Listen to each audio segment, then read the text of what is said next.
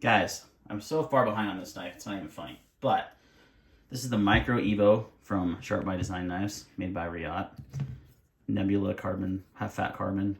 Just an amazing knife. Sent in by Jamie Loves Knives. I did an unboxing of this video of this knife. I've been carrying it, using it. He said, keep it as long as you like. Super generous guy. And this knife is freaking awesome. Like, I'm sure they're sold out. I haven't checked to know how. Let me do a quick internet check real quick here, since I'm right next to my computer. If it would turn on. There we go. I'm sure these are gone. But if they're not, you should buy one.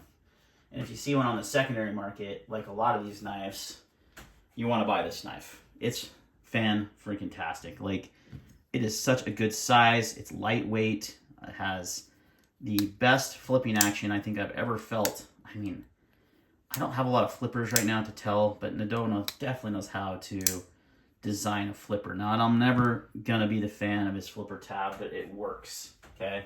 It absolutely works. Let's see here. Let's see if our friends at Urban EDC Ply have any in stock, but I don't think they will. But a fantastic blade, guys. This is the draw point version, obviously. I think there was maybe a Tanto, could be wrong. You cannot deploy by the fuller. I've tried it. It's there for looks. It's not functional. Yeah, they're sold out at the Urban EDC Ply, like I figured.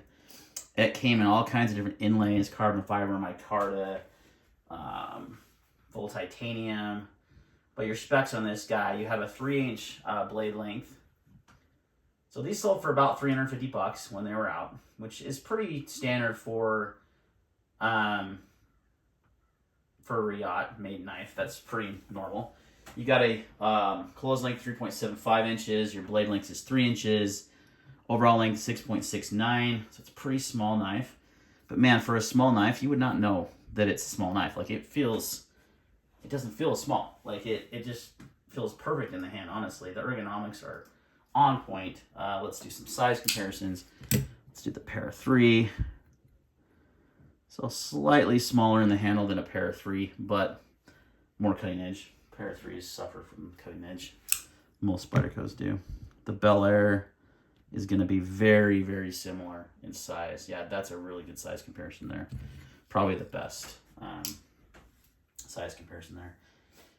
And then as far as bigger knives, and the only other flipper I think I own right now, this Vosteed RSKAOS, crazy long name knife. Used to be called the Mayhem or something. It's quite a bit larger knife. The flipping action on this knife is fantastic too, though. But not nearly as snappy. Like, that has the snappiest flipper. Oh wait, there is another flipper right here that I'm trying to sell. This Leon Ma designed, also Reate made flipper there, the Warrior 1. They're really similar in size as well, so that's a good size comparison.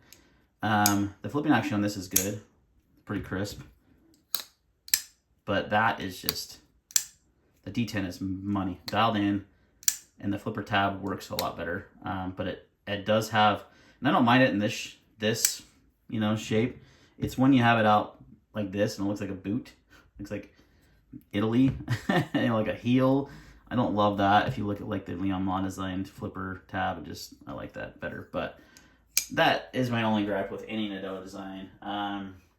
Yes, they range anywhere from $350 to $370. It looks like, depending on the model you got. Unavailable currently, which sucks because it's a fantastic knife and I would love to buy one. But when you're unemployed, you shouldn't be buying knives. So I appreciate my viewers sending in knives a lot recently. So it's been nice. So it's a really lightweight knife too. I think I already did the weight on the specs, but let's do it again on my scale. Yeah, it's under 3 ounces. That's crazy. What a good EDC knife. Just a perfect size too. I can't believe, like, you listen to the specs and you're like, that's going to be too small. And then you get it in your hand and you're like, nope, that's perfect. It literally fits in your hand. At least my medium-sized hands perfectly. The jimping is super well executed. I mean, your thumb's not going anywhere. And it's just a joy to use. It's so smooth. It's a faux, this one-piece construction here is super well done. The pocket clip works fine. It's a milled titanium. It's a little stiff, but it goes in and out of the pocket very smoothly. You have the lock bar insert there. Yeah, just a freaking awesome EDC knife. I don't want to give it back. Let's just put it that way. This would definitely go in my rotation. Like, I like having different lock mechanisms and also deployment methods in my rotation, like flippers and, you know, frame locks and button locks and crossbar locks and all that fun stuff. And this one would definitely fit that frame lock flipper tab, because it's the best. It's one of the best flippers I've ever used. It's so snappy, and it's a lightweight blade, guys. It's not a thin stock, a thick stock or anything by any means, you know. And it just flies open. Super smooth hydraulic is the best way to describe it. These are the stock bearings. I don't think they have skiffs or anything in them. Jamie, you'll have to correct me if you did add skiffs. But overall, just an awesome knife, guys. I wish I could get my hands on one. So if you do see one on the secondary, I would definitely scoop it up. Definitely worth it. Comes in a Bowie blade shape, a drop point, and I believe a tanto, like a Japanese tanto as well. So lots of different options, lots of different handle inlays. So yeah, as always, Nadeau comes through with his designs. They're awesome. And this Nebula carbon fiber is so sick. This is a fantastic knife, guys. Thanks, Jamie, so much for letting me check it out, man. Appreciate it. All right, guys. We'll see you on the next video. Side note, the fat carbon versions were $425. It's like this one. And I just found one in stock, which I'm not going to tell you where because I can't afford to buy it. Damn it. DLT Trading has one right now.